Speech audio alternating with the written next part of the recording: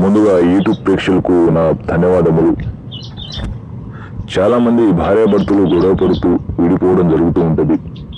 చాలామంది కుజదోషం, నాగసర్పదోషం అనే అనేక సమస్యలకు ఎలాంటి పరిష్కారాలు లేకుండా ఉండడం జరుగుతుంది. వాళ్ళ కోసం ప్రత్యేకంగా ఈ వీడియో చేయడం జరుగుతుంది. ముందుగా భార్యాభర్తల మధ్య ఎప్పుడు చీకటి మాటికి గొడవలు జరుగుతుందా, దాంపత్య దోషాలు తొలగిపోవాలంటే కాత్యాయని మంత్రాన్ని పఠించిన పురాణాలు చెప్తున్నాయి. వివాహం కాని కన్యలు, వివాహం తర్వాత భార్యాభర్తల మధ్య అన్యోన్యత లేని వారు కాత్యాయని మంత్రాన్ని 45 రోజుల పాటు నిష్ఠతో పఠించిన వారికి సకల సౌభాగ్యాలు చేకూరుతాయి. దాంపత్యం పడుతుంది. దంపతుల మధ్య అన్యోన్యత ఏర్పడుతుందని ఆత్మదిగా నేను మీకు సూచిస్తున్నాను. కాత్యాయని మంత్రాన్ని పఠించిన వారికి సకల భోగ భాగ్యాలు చేకూరుతాయి. వివాహ అడ్డంకులను తొలగించేందుకు కాత్యాయని మంత్రం పఠనం చేయాలని నేను మీకు సూచిస్తున్నాను. కాత్యాయని దేవి నిష్ఠతో పూజించి శివుని భర్తగా పొందింది.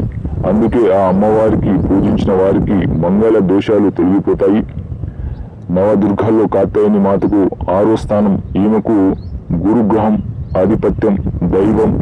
ఈమె సింహంపై ఆశీనురాలై ఉంటుంది. త్రినోత్రాలను కలిగి ఉంటుంది.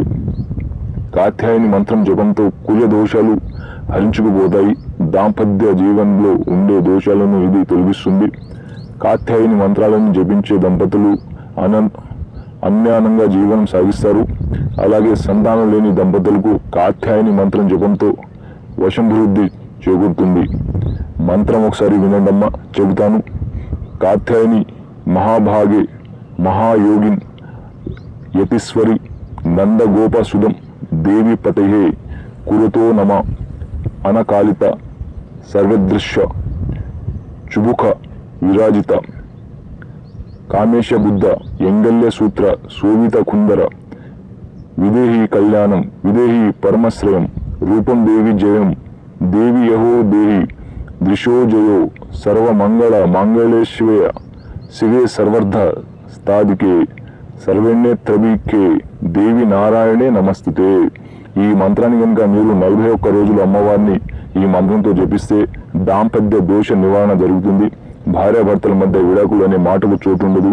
ఇంకా దంపతుల మధ్య వివాదాలు ఉండవు. ఆత్మదిగా నేను మీకు సూచిస్తున్నాను. ఈ సమస్యలే కాకుండా అనేక సమస్యలకు తప్పకుండా పరిష్కారం చేయడం జరుగుతుంది. భార్యాభర్తల మధ్య గొడవలు, చికాకులు, చేతబడి చేయడం వాళ్ళకు కూడా ఈ సమస్య అనేది తప్పకుండా